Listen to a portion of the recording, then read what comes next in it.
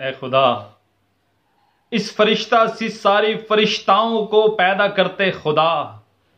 تیرے محبوب صلی اللہ علیہ وسلم نے ہر فرشتہ سی بیٹی کو رحمت کہا، پر تیرے دین کے نام پر بننے والی ریاست میں ہر بیٹی کو، تیری رحمت و برکت کی ہر دیوی کو ہائے کہتے کلیجہ ہے پھٹتا میرا۔ ان کی امت میں موجود سفاک ظالم ہوس کے پجاری درندوں سے ہے آج خطرہ خدا،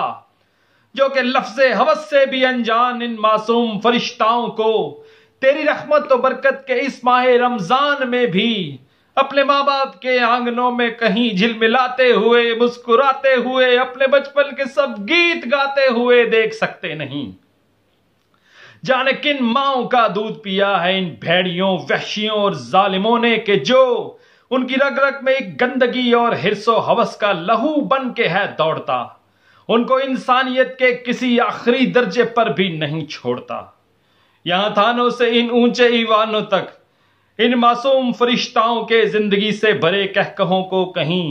موت کی سسکیوں، ہچکیوں اور آہوں میں ڈھلتے ہوئے کوئی سنتا نہیں۔